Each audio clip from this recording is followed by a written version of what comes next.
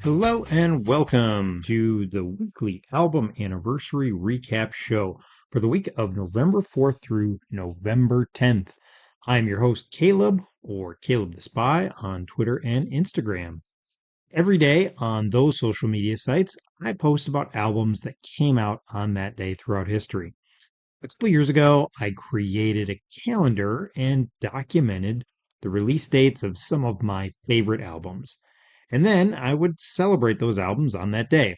I might post something about them online or just took the opportunity to re listen to that album.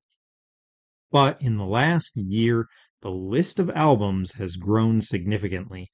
And now I have every album I own tracked on my calendar, as well as a multitude of albums others have suggested.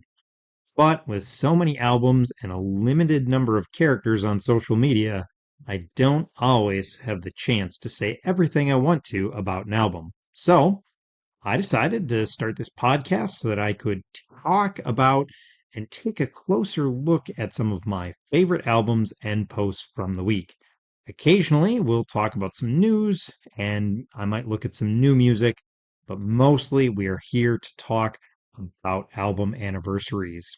So, with that out of the way, let's start this week with an album that was new to me.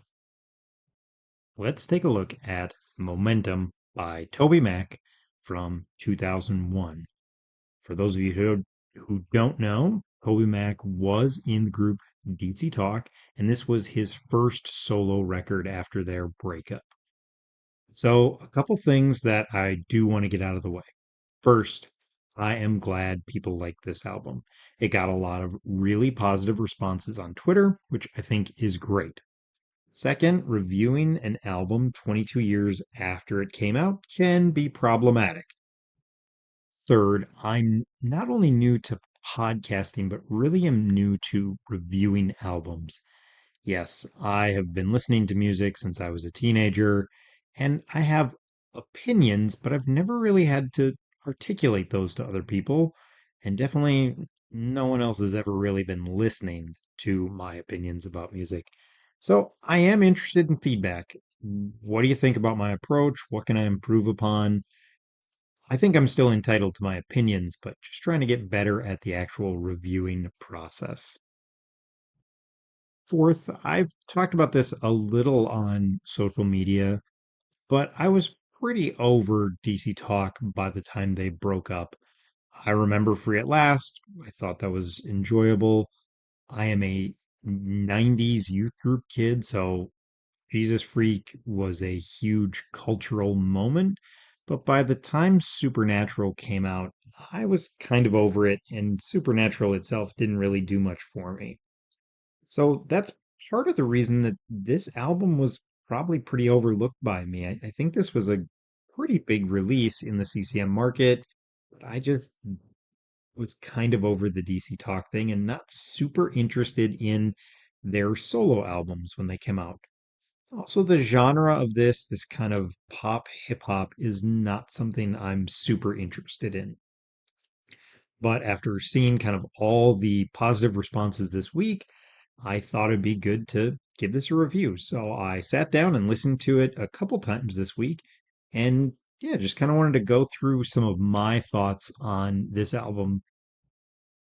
To use a tired cliche, the album does come out swinging. I think Toby is trying to set a tone for what he wants his solo work to look like. And he definitely brings that energy to the first couple tracks. The album starts with the song Get This Party Started, and it doesn't really say anything. And I think it actually kind of sounds a bit like some kid rock music. So I wasn't super enamored with that one. Then it goes on to What's Going Down, and this is a bit of an attempt for some social commentary, but to me it feels a little impersonal. It's these made up situations, and I just don't know if Toby Mac's voice is the voice that should be speaking to these situations.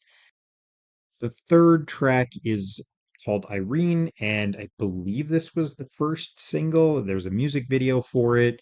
And that was a great choice. This is a very, very catchy pop song. Really good choice for the first single. The acoustic guitar and the beat work really, really well together. And I think this style and this cadence really fits itself to Kobe's flow. It's where I think he has the opportunity to shine through the most in a track like this. One of the next songs is a song called J Train, which I thought was interesting. It had kind of a funky sound. Kirk Franklin is on that track, and that was pretty interesting. And then three other songs that I thought were solid songs were Somebody's Watching, and I think it's In the House and In the Air, which is funny that those sound very, very similar, but I thought those two songs were pretty good too. And again, those were kind of some of the more enjoyable tracks that stood out to me. And nothing on this album is bad. Every song is well crafted and enjoyable. He clearly knows how to craft a good pop song. And if you liked early DC Talk, yeah, I can totally see why you would connect with it. The moments that feel the most like Free at Last, I think, are the moments that shine through. And although the hip hop elements of this album were the parts that I felt worked the best, they are still fairly straightforward and standard or basic.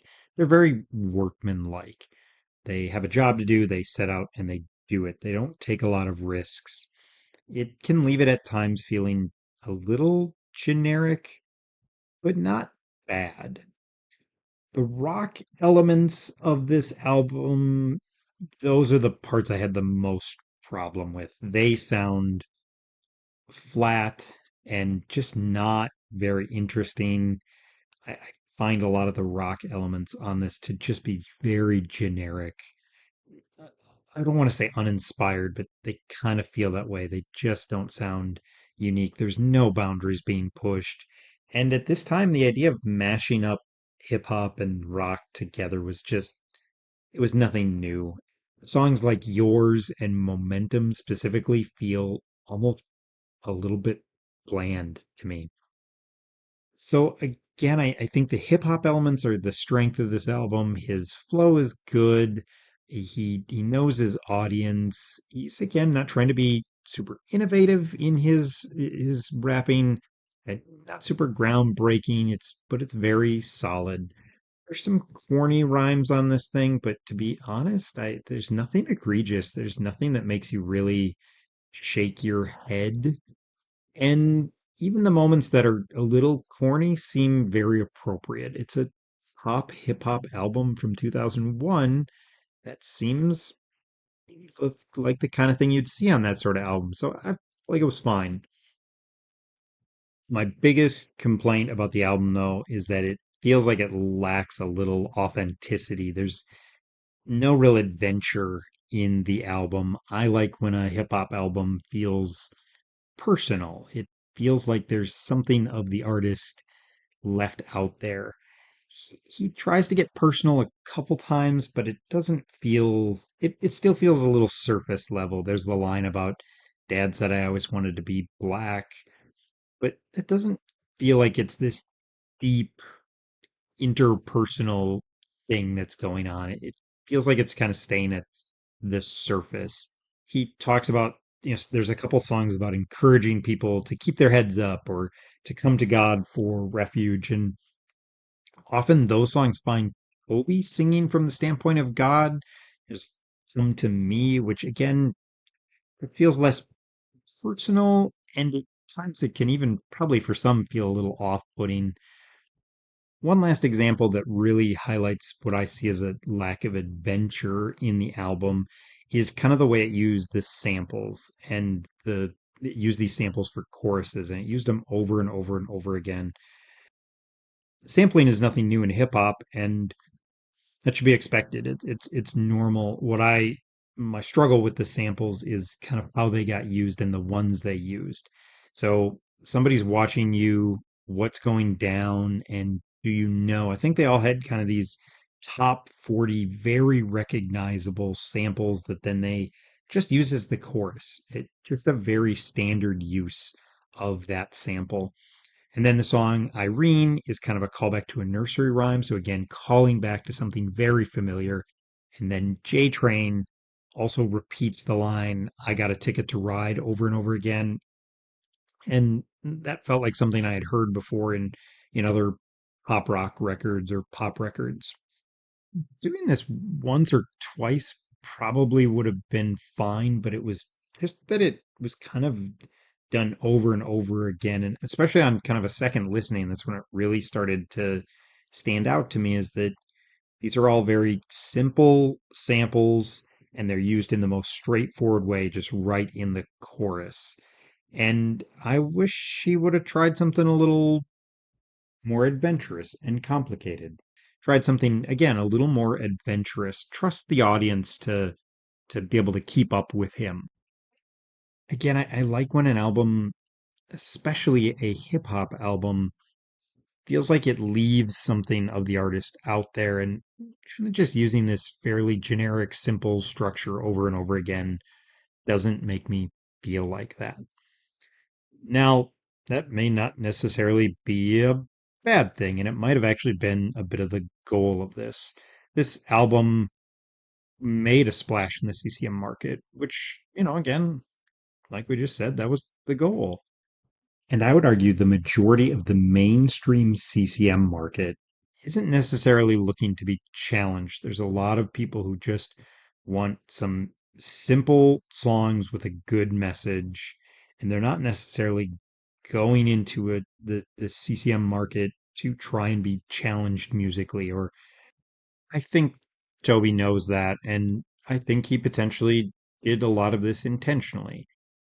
So, is the album bad? No, not at all. Is it good? At times. He, again, knows how to write a pop song, knows how to get the most out of these tracks. Is it something that I will probably listen to again? No, probably not. This is not really for me. And again, there were some okay parts of it, but overall, I'm fairly uninterested in this genre and in this album in particular.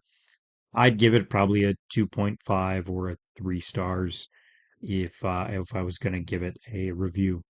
So those are my thoughts on Momentum by TobyMac. Again, an album that was new to me that I didn't necessarily connect with or really listen to until some people started responding on Twitter about it.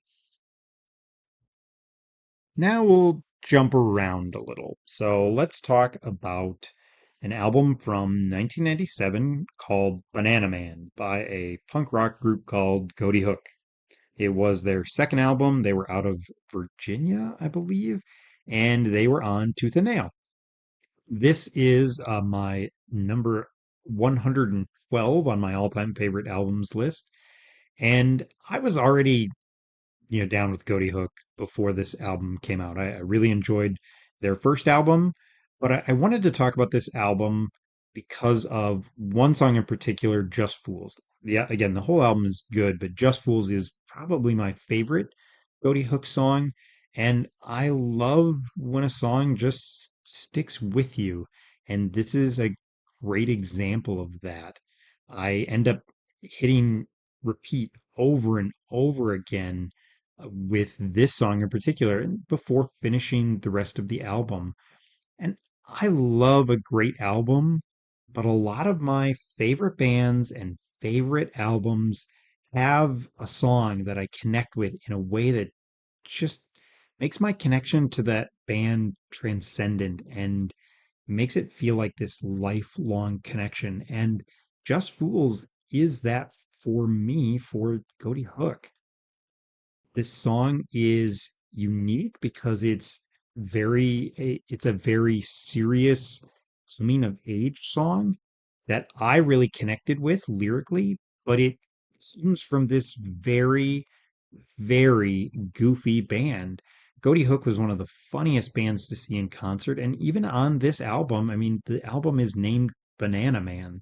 On the cover is a guy in a banana suit, and there's plenty of goofy songs on this album, but then you get this moment, and the bridge of this song is just this wonderful progression, both musically and lyrically. It builds to this very mature and introspective crescendo.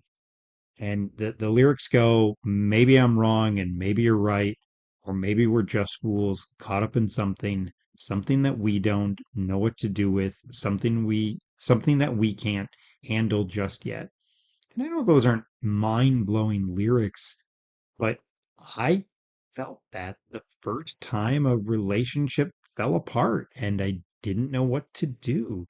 And yeah, maybe it's just another sappy love song, but I love when a song puts words to something that you're feeling. And that this song did that for me. And I still to this day love this song and just love the way it musically progresses and where it comes from. It hits me just in that sweet spot. So that's a reason I really love not only this band, but this album and specifically that song, Just Fools. Okay, let's transition to another album, and this is from 2006. It's called All I Owe, and it's by Matthew Smith. It's number 91 on my all-time favorite albums list. This album is my introduction to the hymns made new. So taking old church hymns and setting them to newer, more contemporary music, not really changing the words, although sometimes there might be small tweaks. But this is really my introduction to it, and it's still to this day, this is my favorite form of worship music. I wish more churches played music like this. Matthew came to our church and he performed during the offering, I think, and he kind of presented what he was doing and had some CDs. I went and picked out at least one of them, maybe even two, and I was absolutely hooked not only with his music, but with this idea of taking the old hymns and setting them to new music. Some of the tracks that are worth checking out on this are the title track, All I Owe, Come Thou Fount, His Love Can Never Fail, The Lord Will Provide, None Among, and the closing version of Nothing But the Blood is great. It's very simple and straightforward. And in fact, I think that's one of the strengths of Matthew's music. His at times in I think intentionally simplistic approach really allows the lyrics to come through. I know he has a great affection for bands like U2, and I think he knows how to go out there and capture a strong melody and then just fit it in with these lyrics in a way, in a great way that just lets these old hymns shine through. So I am a huge fan of Matthew Smith. This was again my introduction. It's kind of his debut. I think he had a small EP before this. I would strongly encourage people to check him out and check this album out. All right, let's swing to the total other end of the spectrum and go back to 1978, and we're going to look at the Clash's album, Give 'Em Enough Rope, which celebrated 45 years being old or birthday or whatever we want to call it. It came out 45 years ago in 1978. This is number 57 on my all-time favorite albums list. And there's a couple interesting things about this album. One is that even though it's the Clash's second album, this is actually the first Clash album released in the US. If I remember correctly, their record company thought their debut album was too raw and rough and it just wouldn't sell in the US, but people were really interested in their debut actually became a bit of a hot import that people really sought after. But again, this was actually released in the States before that debut album. When they released the debut album in the States, they reconfigured they pulled the four songs and added four new songs, and they released it. But again, Give 'Em Enough Rope had actually come out before that happened in the States.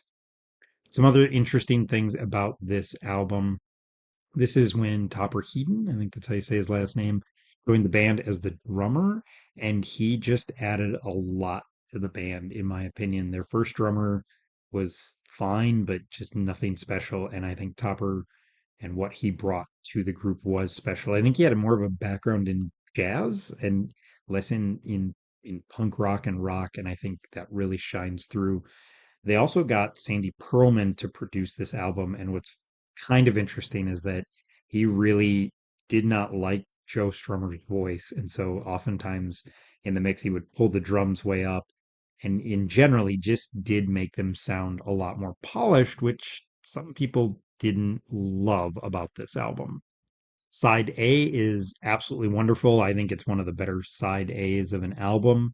It starts out with Safe European Home, which is about a trip they took to Jamaica, and just comes out with blistering guitars and loud drums, and you can already hear Topper's influence. And it won't be the last time I mention that. Track three is called Tommy Gun. It's just this great punk rock. I don't think it was actually released as a single. Maybe it was, but it feels like a single. And again, Topper's drums just help them to feel really, really polished. Julie's been working the drug stop. I have working twice in my notes. That's why I keep on tripping up over that. You can hear what Topper's drums mean to the band. There's also the introduction of the piano, and that was new, and it really started to show where Mick wanted to take them musically, because their first album is just a punk album, and all of a sudden there's piano showing up. Side B is probably not as strong as side A, but it does have Stay Free, which is probably the best song on this album, and it really, really starts to showcase, I think, Mick's songwriting abilities. The bass on it is really, really good. It's thumping, it's kind of this driving as he sings this almost love song. It's what it kind of sounds like, but it's not a love song. It's a song of affection for an old schoolmate of his who was in jail, and he kind of talks about kind of feeling sad about their relationship going different ways, and almost reminisces about how he'll feel when he's released from prison. And it ends with some, I think, interesting lyrics that say, "But go easy, step lightly, and stay free." Obviously, trying to hope that his friend stays out of jail. Again, "Stay Free" is one of the better Clash songs, and maybe even a little underrated. I think sometimes it gets overlooked, which we'll come back to, because I think this album is often overlooked in the Clash's discography. A couple other notes about this album. Two of my favorite songs by The Clash were actually recorded during the sessions for this album. A White Man in Hammersmith Palisade, I guess how you'd say it, and Pressure Drop. White Man in Hammersmith was included on the American release of their debut album and is absolutely one of the reasons I actually like the US version better. It's one of their absolute best songs, and it was recorded during this session. The album is politically and culturally relevant. It still hits home, even if some of the events in the album were kind of current events of the time. And like I said, this album I think is kind of overlooked in their discography. They only really have five albums, but that self-titled debut has got a special place in a lot of people's hearts. London Calling is one of the greatest rock albums ever. Sandinista is this triple album, so it kind of feels a little special. Combat Rock has their two biggest hits on it. And then Cut the Crap was a train wreck. So they're all kind of famous for something, and this one just doesn't stand out as much. I think it's a really great record. It's still, again, number 57 on my favorite albums of all time, and I think it's absolutely deserving of that spot. A great album to check out. So let's talk about another album from 1978. It is Germ Free Adolescents by X-Ray Spex. This is a great punk kind of new wave record. If you go out and Google what are the best punk albums of all time, most lists will include this somewhere. It's melodic at times, it's catchy at times, but then it also has that punk rock feel. Songs like Let's Submerge are more your standard punk. And all of these songs are filled with just a little bit of paranoia, which makes her a very interesting album. They have a saxophone player in the group, and so that horns in there, and there was additional horns on the album. It just adds a interesting layer to their music. It's not ska music at all, but it adds this interesting layer, which maybe makes it feel at times a little more new wave than punk. One of my favorite songs is Warrior in Woolworths, which is just fun to say, first off. But I really like that song. It's very melodic. It's just very interesting. The closing track, The Day the World Turned Dayglow, is just this kind of great punk anthem. And again, I really like this almost soft horns, even though it's talking about a dystopian future. I guess I'm not really sure, but it's just a very interesting song. So if you like or you're interested in checking out some maybe less well-known old punk albums, I would strongly encourage you to check out Germ Free Adolescents by X-Ray Spex. So those are the main albums I wanted to talk about. And there are so many more. This is a really kind of busy time for releases. This kind of September, October, November, even a little bit. And so there was a lot of albums that came out this week.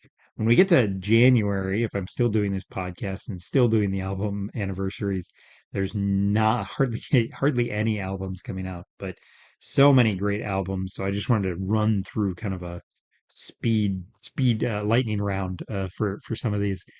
So here's a couple more that I just thought would be interesting to mention. First off, Jazz by Queen was released 45 years ago. I think it's again a less recognized album of theirs, but I absolutely adore Don't Stop Me Now. It's one of my favorite Freddie songs. It's just a killer track. I absolutely love just how whimsical it feels and how confident it feels. It's just a great song, great Freddie song. November 9th, 1993 saw the release, that's 30 years ago, saw the release of two really iconic hip hop albums.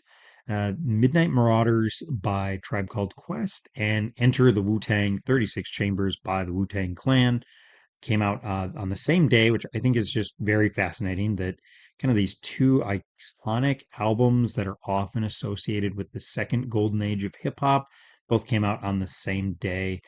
I've enjoyed both of them. I probably prefer A Tribe Called Quest. And if you're not down with the cursing, I would definitely avoid, especially the Wu-Tang Clan one. But that's just a very interesting day there in hip hop history. Bareface by Aaron Sprinkle came out during this week or during the this one of the days in history during this week, and it's just a great little album. All of his solo work, in my opinion, is absolutely worth checking out. And after the most recent Church Jams Now episode where they talked with him about Moon Traveler, I absolutely did go on a bit of a Aaron Sprinkle splurge and tear for the next couple days. We also celebrated the anniversary of two of the Johnny Cash's American records. I think it was number two and number four. The big one, though, When the Man Comes Around, was during this week. And again, those are always fun to listen to, always very interesting. Number four, the When the Man Comes Around, is on my top 150 albums list. Just a really killer record, really enjoyable to listen to. Two albums came out by Stavesacre during this week.